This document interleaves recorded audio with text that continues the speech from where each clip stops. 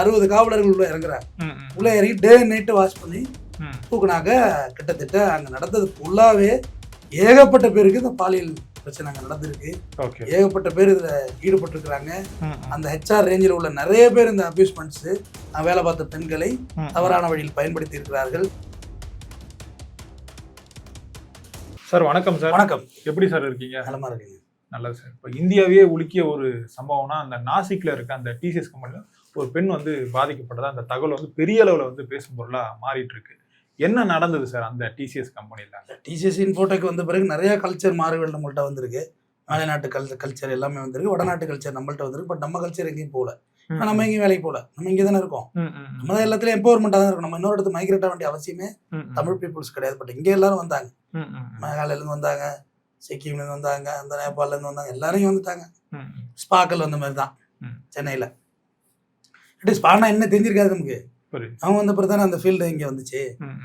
ரிடாட் கான் அப்படின்றவர் தான் முதல்ல மாற்றாரு. அவர் தான் ஹெச்ஆரா இருக்காரு, ஹியூமன் ரிசோர்சஸ். அவர் தான் ஆள் பணி அமர்த்துதல். அவர் தான் முதல்ல மாற்றாரு. அவரை கொஞ்சம் ஃபாலோ பண்ணி பிடிக்கல தான் டேனிஷ் ஷேக் அப்படின்றவர் ஒருத்தர் சிக்கிறாரு. அவர் ஒரு பொண்ணை வந்து ஒரு இந்து பொண்ணு, இது வேற மாதிரியும் போகுது, ஓகேவா, அதையும் சொல்லிடுற பட்டுப்படாதமா இல்ல, வேற மாதிரி லவ் ஜிகாத் மாதிரியும் இதை சொல்றாங்க இந்த சப்ஜெக்ட்.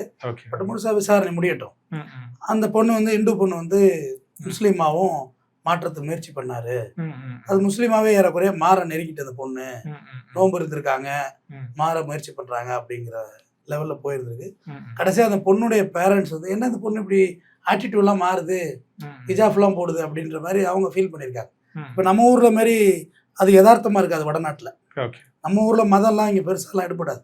நீங்க என்னதான் சண்டை போட்டாலும் முஸ்லீம்கிட்ட நம்ம சண்டைக்கு போக மாட்டோம், நம்ம இந்துக்கிட்ட சண்டைக்கு போக மாட்டோம். அது இங்க உள்ள பண்பு. பட் நார்த்தில் இது ரொம்ப சென்சிட்டிவ். இவங்க ஃபாலோ பண்ணக்குள்ள அந்த டேனிஷ் ஷேக்குடைய மனைவி இந்த பொண்ணை மீட் பண்ணி, அவர் கல்யாணம் ஆகிட்டு முதல்ல தெரியுமா உனக்கு, நான் தான் அவர் பொண்டாட்டி. முதல்ல ஆர்கியூ பண்ணிருக்கு, அவரெல்லாம் கல்யாணம் ஆகல அப்படின்னு. நான் தான் ஒரு பொண்டாட்டி, என்னைய பார்த்தா அவனுக்கு தெரியலையாவா, 2 பிள்ளைய காட்ட 2 பிள்ளைய காமிச்சிருக்காங்க. அப்போ அந்த பொண்ணும் சீரியஸ் ஆகுது. பொண்ணுடைய பேரண்ட்ஸ் இந்த பொண்ணை நிறைய இடத்துல கொண்டு போய் பாலியல் அபியூஸ்மெண்ட் அவர் பண்ணியிருக்காரு, செக்ஷுவல் ஹராஸ்மெண்ட் பண்ணியிருக்காரு, நிறைய நிறைய நிறைய நிறைய மிஸ்பிஹேவியர்ஸ் இருந்திருக்கு. இது ஒரு புகாரா வெளில வருது. புகாரா வெளில வந்தோன்னா காவல்துறை வந்து அதை எடுத்துட்டு முதல்ல இது என்னதான் நடக்குதுன்னு இந்த பொண்ணை போய் விசாரிக்க போனா தெரியுது. அப்புறம் தான் அந்த ஹெச்ஆர் பல கதைகளை அந்த பொண்ணு சொல்ல ஆரம்பிக்குது. சொல்ல ஆரம்பிச்சோன்னா சரி இது இப்படியே வச்சு விசாரிச்சோம்னா எல்லாருமே எஸ்கேப் தான் ஆவாங்க இதுல அப்படின்னு சொல்லி அந்த டிசிஎஸ் கம்பெனிக்குள்ள ஒரு காவல்துறை டீமை உள்ள இருக்கிறாங்க. எஸ்ஐடி ஒன்று இறக்குறாங்க. இறக்கி அதில் ஹவுஸ் கீப்பிங் மாதிரியும், லிஃப்ட் ஆப்ரேட்டர் மாதிரியும், சின்ன குக்கிங், காஃபி கொடுக்குறது, சப்ளை பண்ணுறது, ஒயரிங், எலக்ட்ரிஷியன், என்னென்னலாம் வேலை இருக்கும், சர்க்கியூட் இருக்குமோ ஒரு 60 காவலர்கள் உள்ள இறங்குறாங்க. உள்ள இறங்கி டே நைட்டு வாஷ் பண்ணி தூக்குனாங்க. கிட்டத்தட்ட அங்க நடந்தது ஃபுல்லாவே ஏகப்பட்ட பேருக்கு இந்த பாலியல் பிரச்சனை அங்க நடந்திருக்கு. ஏகப்பட்ட பேர் இதுல ஈடுபட்டு இருக்கிறாங்க. அந்த ஹெச்ஆர் ரேஞ்சில் உள்ள நிறைய பேர் இந்த அபியூஸ்மெண்ட்ஸ் வேலை பார்த்த பெண்களை தவறான வழியில் பயன்படுத்தி இருக்கிறார்கள் என்பது முதல் கட்ட விசாரணை தெரிய வந்திருக்கிறது. தொடர்ந்து விசாரணை நடைபெற்று கொண்டிருக்கிறது. விசாரணை முடிவில் பார்ப்போம்.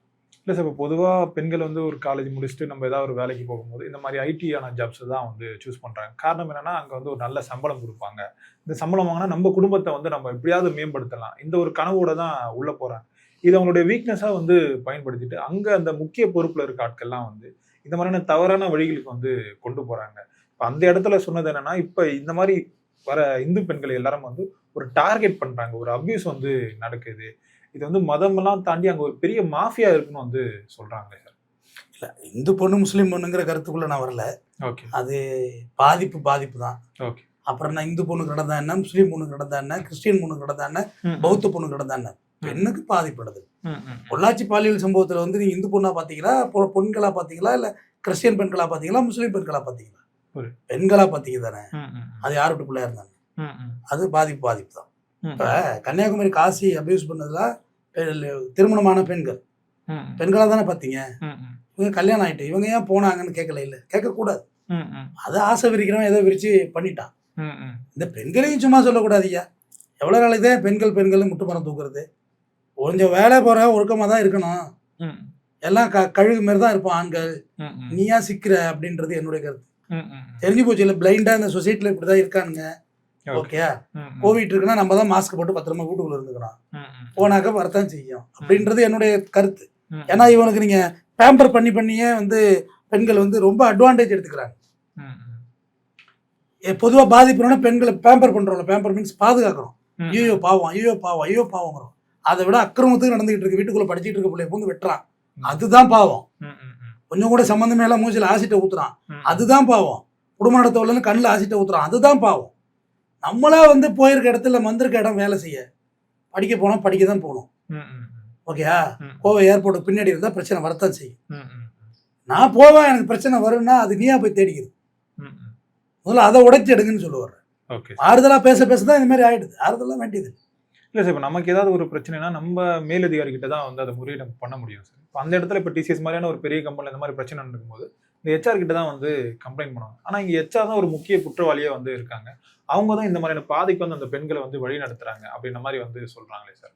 அவன் அதிகாரியெல்லாம் கிடையாது. இல்லை அந்த பெண் ஹெச்ஆரை சொல்றேன். அதிகாரியெல்லாம் கிடையாது. ஹெச்ஆர் எப்படி வேலைக்கு ஆள் எடுக்கிறாங்கன்னு உங்களுக்கு தெரியுமா தெரியாது? பல கம்பெனிகள்லாம் அப்படி இருக்கு. தவறுகள் இல்லைன்னு எதையுமே மறைக்காதீங்க. தப்புன்னு ஒத்துங்க. இங்க தவறு இருக்கு சார், இங்க தவறு இருக்கிறது. ஒரு 20% ஹெச்ஆர் வந்து எப்படி பிஹேவ் பண்றாங்கிறது தெரியும். இந்த அட்ஜஸ்ட்மெண்ட்ஸுங்கிற வார்த்தையை எப்படி யூனிக் ஆக்குனாங்க, அது ஒரு சாதாரண வார்த்தையாயிடுச்சு. அந்த பிரச்சனை எல்லா துறையிலும் இருக்கு. இப்போ நீங்க இந்த கம்ப்யூட்டரைஸ்டு ஃபீல்டில் கேட்டிங்கன்னா, நான் 2007-08 சென்னைக்கு வர்றேன். அப்போ வந்து அது ரொம்ப பெரிய துறை. 1 லட்ச ரூபா சம்பளம், 1 லட்சமா அப்படின்ற லெவலில் இருந்துச்சு. ஏன்னா நான் 3000 ரூபா சம்பளம் வாங்கிட்டு இருந்தேன். 1 லட்ச ரூபாயா சம்பளமா அப்படின்ற மாதிரி இருந்துச்சு. அப்புறம் போய் கிடைச்சா அது 7000-8000 வந்து 10,000 வந்து சந்தி சிரிச்சுட்டா இல்லையா? அந்த ஃபீல்டே விழுந்து போச்சு. எவ்வளவு பிரம்மாண்டமான கம்பெனிகள்லாம் கண்ணாடி வச்சு கட்ட கம்பெனிகள் எல்லாமே வேற வாடகைக்கு விட்டுருக்காங்க. மொத்தமா ஒரே ஓனர்கிட்ட இருந்தது இல்ல இன்ஃபோடெக். அது ஒரு ஃப்ளோரே வேற ஒருத்தர் எடுத்துருக்கான். ஒரு ஃப்ளோர்ல பேங்க் இருக்கு. இப்படி சின்னதா பிரிச்சுட்டாங்க. அது ஒரு ஃபீல்ட் அவுட் ஆயிடுச்சு. 2008-10 வந்து நான் பார்த்த போது அந்த கல்ச்சர் வேறுபட்ட கல்ச்சரை பார்த்தேன். நான் இப்போ கிராமத்துல இருந்து வந்தேன். நான் படிச்சதெல்லாம் சேலத்துல. அங்கேயும் ஒரு பெரிய கல்ச்சர் மாறுபட்டது. ஏன்னா சுற்றிலும் கிராமம் சூழ்ந்த ஒரு நகரம் சேலம். அதுல வந்து ப்ராப்ளம்லாம் வராது. திருச்சியில எல்லாம் ப்ராப்ளம் வராது, தஞ்சாவூர்ல ப்ராப்ளம் வராது, மதுரையில ப்ராப்ளம் வராது. ஏன்னா இங்க எல்லாமே சுற்றி கிராமங்கள் இருக்கும். யாரோ ஒருத்தவங்க சித்தப்பா பெரியப்பா டவுனுக்கு வந்துட்டு போயிட்டு இருப்பாங்க. நீங்க எப்படி சுத்த முடியும்? அப்படி சென்னை வந்து பார்த்த போது ரொம்ப டிஃப்ரெண்டா இருந்தது. அப்பதான் முதல்ல கால் சட்டை போட்டு போற பெண்களை பார்த்தேன், சிகரெட்டு பிடிச்சிட்டு போற பெண்களை பார்த்தேன். எனக்கு அது புதுமையா இருந்துச்சுன்னு சொல்ல வந்தேன். ஸோ அந்த கல்ச்சர் டிஃப்ரென்ஸ் வந்துச்சு இல்லை. அது காரணம் மேற்கத்திய பெண்களுக்கு வேலைக்கு வந்தாங்க. ஒரு பாடம் நடத்த வந்துருக்கும். இங்கேருந்து ஒரு அமெரிக்காலேருந்து ஒரு பொண்ணு வந்துடும். அவங்க நாட்டுக்கு அது யூஸ்வல். நீங்கள் 2 பீஸை போட்டு போனீங்கன்னா அங்கே பார்க்க மாட்டாங்கன்னா அது அவங்க நாட்டு மரபு. அது நம்ம அப்படி இல்லையே. நம்ம பேண்ட் தான் பார்க்குற கல்ச்சர் தானே என்ன இருக்கும். ஒரு பொண்ணு சிகரெட் அடிச்சா அவங்க மனசு ஏற்றுக்குதா? ஓகே அடிக்கட்டுங்கிற மனநிலை இருக்கான்னு கேட்குறேன். என்னடா அது பெற்று விட்ருக்காங்கன்னு தோணலையா? தோணலையா? பயப்படுறீங்க. தோணுதுன்னு சொல்லுங்க. அப்படியெல்லாம் வந்து இப்போ பயந்தெல்லாம் நீங்கள் சப்போர்ட் பண்ண தேவையில்லை பெண்களுக்கெல்லாம். அது அப்படின்னா தப்பு தான். சிகரெட் யார் குடித்தாலும் தப்பு தானே. நான் குடித்தாலும் தப்பு தான், நீங்கள் குடித்தாலும் தப்பு தான். லங்ஸ் எல்லாம் கேன்சர் வந்துருந்தானே. தப்புன்னு சொல்லுங்க. அப்போ அந்த கல்ச்சர் மாறுபாடு வரக்குள்ள காலேஜ் போனால் வாத்தியாரெல்லாம் கிண்டல் பண்ணணும்னு டி ராஜேந்தர் படம் எடுத்தார். காலேஜ் போனால் வாத்தியாரை கலாய்க்கிறது, தம் அடிக்கிறது, லவ் பண்ணணுங்கிறதெல்லாம் டி ராஜேந்தர் கல்ச்சர். காலேஜ் போனால் தண்ணி அடிக்கணும், தாமு மாரிலாம் கலாய்க்கணும், சுத்தணும், வரணும் அப்படிங்கிற நேரேஷனில் தான் எல்லாரும் கல்லூரி போய் கெட்டு போனது. பட் நிஜம் அது இல்லை. இப்போ எல்லாம் படிக்கிற மாணவர்களை பாருங்க, கல்லூரிகளில் போட்டி போட்டு படிக்கிறான். நீங்கள் சொல்கிற காலேஜெல்லாம் மறைஞ்சு போச்சு, அழிஞ்சு போச்சு. அதெல்லாம் இப்போ எல்லாம் போட்டி போட்டு படிக்கிறான். வேலைக்கு வரணும், கேம்பஸ் இன்டர்வியூ நடக்குது, அதில் வேலைக்கு வரணும். இப்படி வந்துட்டு ஐடி ஃபீல்டை பொறுத்தவரையும் நீங்கள் வேலை பார்க்குறது இந்தியன்ஸு கிடையாது. நீங்கள் எங்கேயோ உட்காந்துருக்க அமெரிக்காரனுக்கு இங்கே உட்காந்து வேலை பார்த்துட்டு இருக்கீங்க. அப்போ அந்த கல்ச்சர் அது சரிதான்னு நீங்கள் நினைக்கிறீங்க. பட் அது நிஜம் இல்லை. இங்கே நம்ம வந்து இப்படி இந்த டேனிஷ் ஷேக் மாதிரி இங்கேயும் மனிதர்கள் இருக்கிறாங்கல்ல. உள்ளாட்சி சம்பவத்தில் பெண்கள் பாதிக்கப்பட்டிருந்தா அந்த பாதிக்கப்பட்டவன் அந்த கொடுமைக்கு ஆளாக்கணவன் இங்கே தானே இருக்கான். அவனு வேற்றுக்கிறதுக்கு ஏலியன்ஸா என்ன? ஒன்றும் இல்லை, இங்கே தான் இருக்கான், நம்மளோட தான் இருக்கான். இல்லை சார், இப்போ இதுக்குன்னு ஒரு தனி குரூப் வந்து வச்சுருக்காங்க நம்ம சார், இந்த மாதிரி பெண்களை அப்யூஸ் பண்ணுறதுக்காக. இப்போ அந்த டிசிஎஸ்லேயே நம்ம எடுத்துப்போமே, அதில் வந்து நிறைய ஆண்கள் வந்து இருந்திருக்காங்க. இப்போ ஒரு பொண்ணை வந்து அவங்க யூஸ் பண்ணதுக்கப்புறம் அதை வந்து அப்படியே கை மாற்றி அவங்க அதை யூஸ் பண்ணுற மாதிரி அந்த கொண்டு போகிறாங்க. அந்த கல்ச்சராக அது மாறுது. அது இல்லை, இந்த ஐடி ஃபீல்ட்லேயே இந்த மாதிரி தான் இருக்குன்னு வந்து சொல்கிறாங்க சார் ஒட்டுமொத்தமாகவே. அப்படி சொல்லிட முடியாதுல்ல. ஒரு துறை அது மாதிரி யாரோ ஒரு 10 பேர் ஒரு துறையில் டர்ட்டியாக இருக்காங்கிறதாட்டி ஒட்டுமொத்த ஃபீல்டும் அப்படி தான் சொல்ல முடியாது. அது ரொம்ப பிறகுதான் இந்த புரிதெல்லாம் வந்துச்சு நெறியாளரே.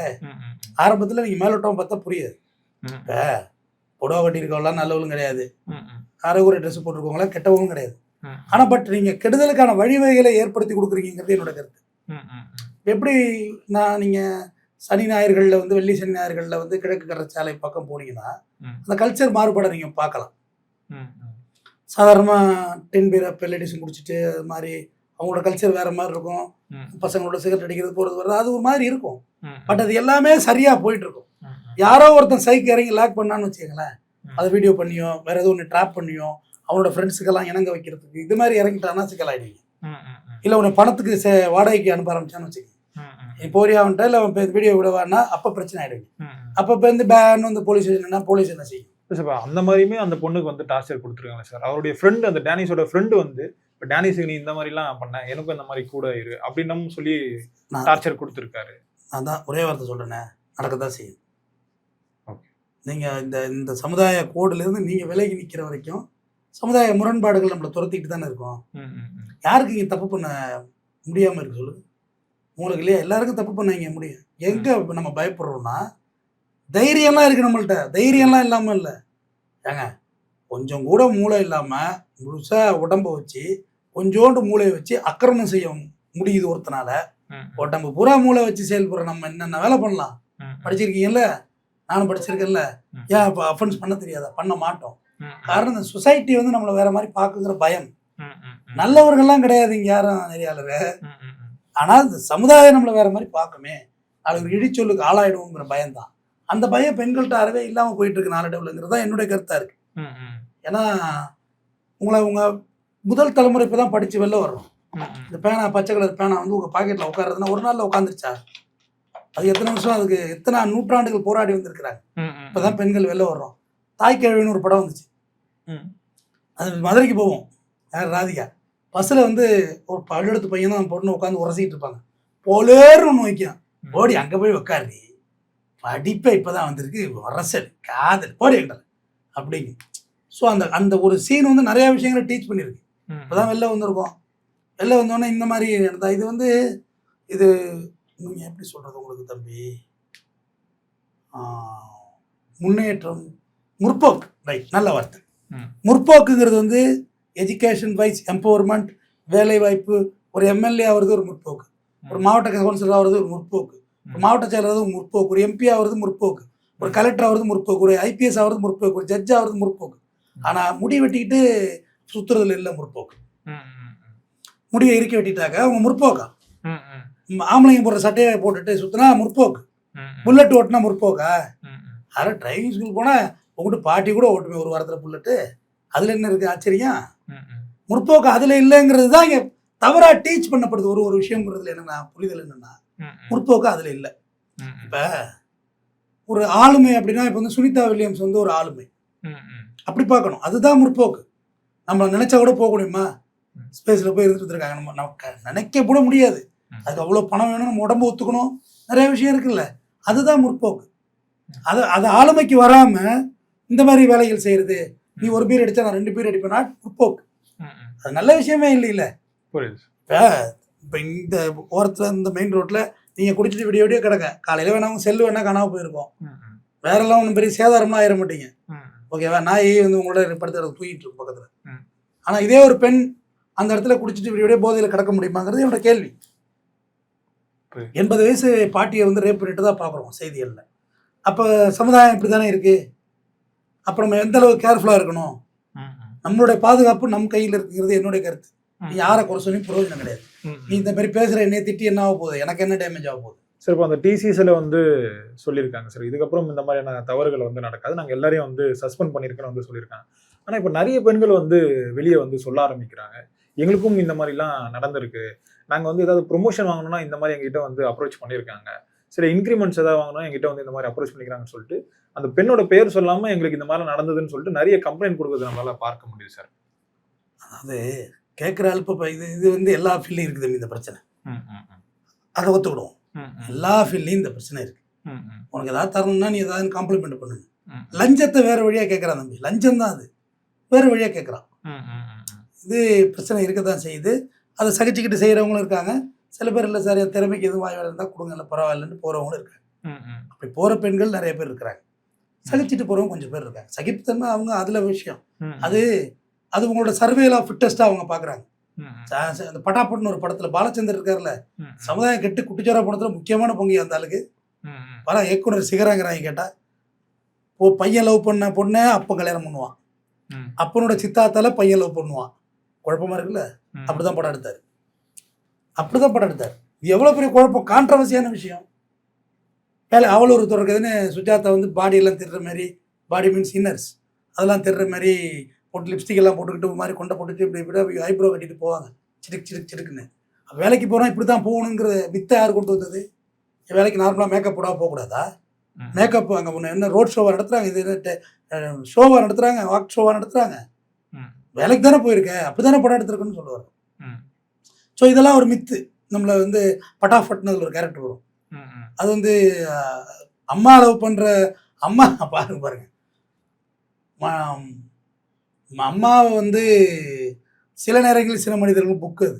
ம், ம். அது அம்மாவும் விரும்பும் பிள்ளையும் விரும்பும். அது ஒரு பயங்கரமான கன்ஃபியூஷனான கதை அது. அது மாதிரி எடுத்து வச்சார் படத்தை. அதெல்லாம் தப்பான விஷயம் தானே. ஸோ அவர் நிறைய விஷயம் நல்ல விஷயம் செஞ்சுருக்கலாம். பட் சமுதாய மொராலிட்டியை வந்து மொராலிட்டியாகவே பாருங்கள். அதை யூனிக் ஆக்காதீங்க, யூனிவர்சல் ஆக்காதீங்க, ரொம்ப சிக்கலாயிடும். தொடர்ந்து பேசும். ரொம்ப நன்றிகள். நன்றி.